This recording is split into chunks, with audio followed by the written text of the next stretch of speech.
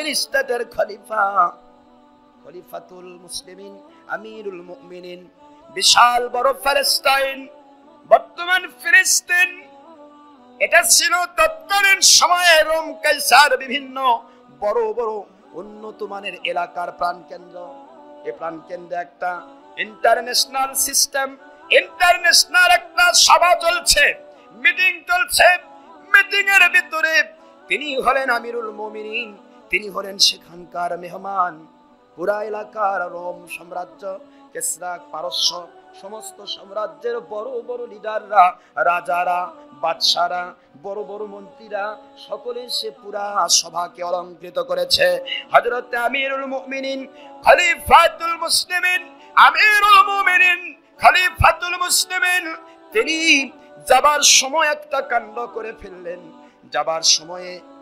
যাবার সময়ে তার, এটা সকলের জানা আছে কি জন্য এটা তিনি করলেন, করা তো ফরজ ছিল না। কেন করলেন? ওটের উপর তিনি চড়ছেন আর তার চাকুর ওটের লাগাম ধরে টানতেছেন। আর আমিরুল মুমিনিন বললেন, রে চাকুর, এ আমার কাজের লোক, চিন্তা করবেন না, আমার নবীজির একটা সুন্নত 100 শহীদের মর্যাদা, এই মর্যাদাকে সামনে নিয়ে আমিও একটু উটের লাগাম ধরে টানতে চাই। পুরা রাস্তা একবার চাকর ওঠে, সুন্নতের কথা বললে চাকরও ফেল, সুন্নতের কথা বললে তিনি একবার বন্ধ হয়ে গেলেন, না হুজুর তাহলে আমার কথা নাই, আমার নবী পাক সাল্লাল্লাহু আলাইহি ওয়াসাল্লামের একটা সুন্নত 100 শহীদের মর্যাদা আপনি পালন করবেন, আমি বাধা দিতে পারি না। সুবহানাল্লাহ জোরে কোন। তাছাড়া ওই চাকরকে কখনো তিনি মানাতে পারছিলেন না, চাকর মানবেই না, না কখনোই নয়, আমি আপনার গোলাম, কেনা গোলাম, আর আপনি হলেন আমার মালিক, আমার মুনিব, আপনি আমার লাগাম টানবেন, এটা কথা হলো নাকি? উনি সুন্নতের কথা বলে দিলেন, বোঝো আমার নবী পাক সাল্লাল্লাহু আলাইহি ওয়াসাল্লাম নিজের কাজ নিজে পছন্দ করতেন, জানো তো? বলে হ্যাঁ, তো একটা কাজ আমি করব, তুমি আমাকে 100 শহীদের মর্যাদা থেকে আমাকে ছাড়ে দিবে? কই না, তাহলে পারবো না। সঙ্গে সঙ্গে রাজি হয়ে গেলেন। সুবহানাল্লাহ। চাকরকে রাজি করা হলো। রাজি করার পর লাস্টের ফিনিশিং করবে international VIP, most important persons of this world, গোটা জগতের বাদশার বাদশা, 36 লক্ষ বর্গ মাইল স্টেটের খলিফা আসতেছেন উটের পিঠে আরোহণ করে। পুরা এলাকার ভিতরে আলোড়ন সৃষ্টি হয়ে গেল। মানুষগুলি তাকে কনগ্রাচুলেশন জানানোর জন্য রিসিপশন জানানোর জন্য মানুষগুলো ভিড় করতে লাগলো।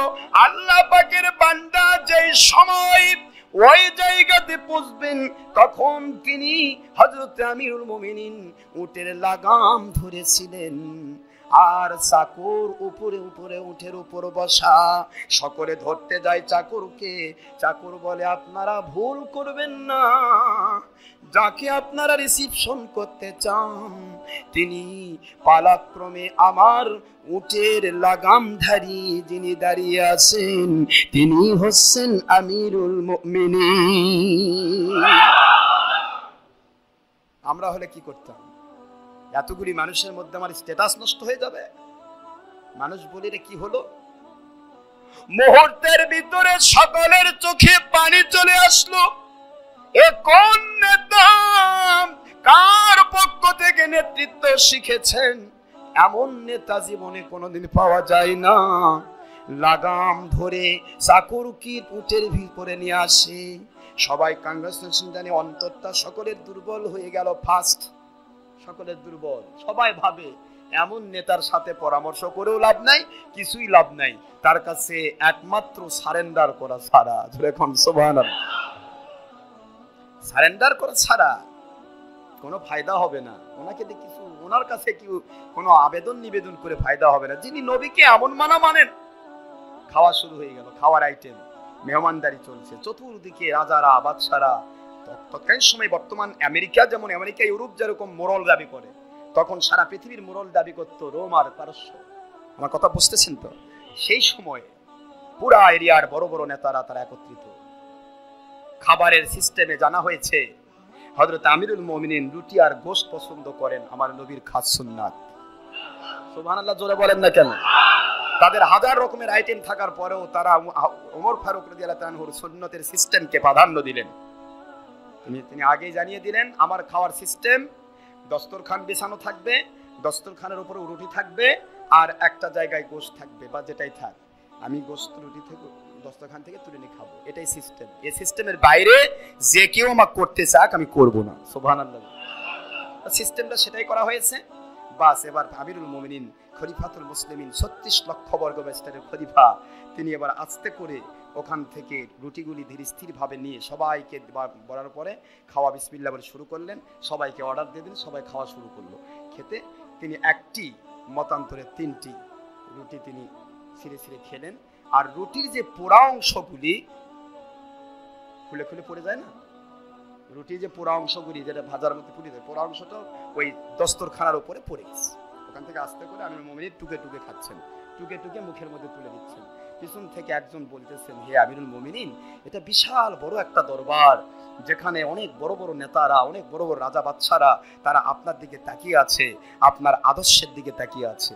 দয়া করে এই সময়টা এই দস্তরখানা থেকে কুড়ে নিয়ে খাওয়া, এটা কি একটু বাদ দিলে চলে না? কে যেন বলেছে, সুবহানাল্লাহ জোরে কোন, কে যেন বলেছে, উনি শনাক্ত করেননি, তবে কে যেন বলেছে। মুহূর্তের ভিতরে জলদ গম্ভীর কণ্ঠ, ওনার ভাষা অনেক দরাজ ছিল, অনেক বড় গলা, এক বললে হাজার হাজার মানুষ এট এ টাইমে শুনতে পারতো। সুবহানাল্লাহ জোরে কোন, এট এ টাইমে যদি জোরে আওয়াজ দেন তা পুরো এলাকা শুনবে।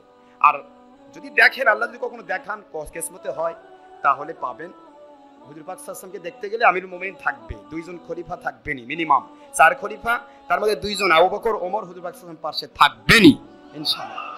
তো আবু বকর ওমর ফারুক রাদিয়াল্লাহু আনহু দূরত্বটাই, ওনার ডিসটেন্স, ওনার যে লেংথ যেটা মানে স্বাভাবিক, তৎকালীন সময় তো সবাই লম্বা ছিলেন, বেশিরভাগই লম্বা ছিলেন।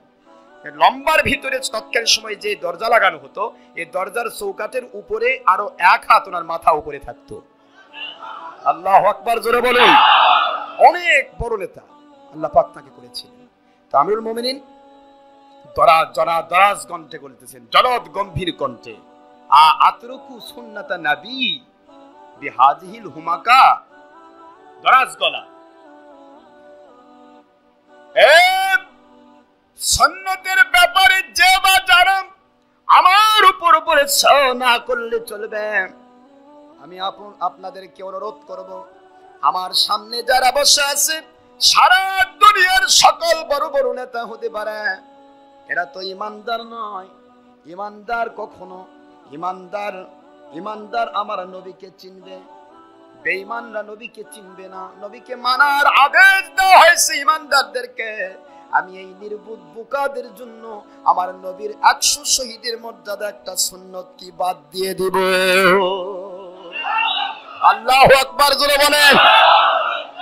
যেই মাত্র হুমাকা শব্দটা বলা হয় নির্বোধ, স্টুপিড, এই কথাটা সকলের কানে যখন পৌঁছে গেল, ওই এক কথায় সকলে বলতে লাগলো, বুঝতে পেরেছি এমন নেতা আজকে মেহমান, যাকে আমরা সন্ধি করার জন্য ডেকেছি, এলাকার ভিতরে দাওয়াত করে নিয়ে এসে সন্ধি করার জন্য ডেকেছি, তার সাথে যুদ্ধ করে পারা সম্ভব হচ্ছে না। যুদ্ধ তো নয়, যুদ্ধের চাইতেও বড় বড় অস্ত্র ওনার কাছে আছে। ওনার নবীকে এমন ভাবে উনি মানেন, ওনার সাথে কোনো ক্ষেত্রেই পরাজয় ছাড়া বিজয় লাভ করা সম্ভব নয়।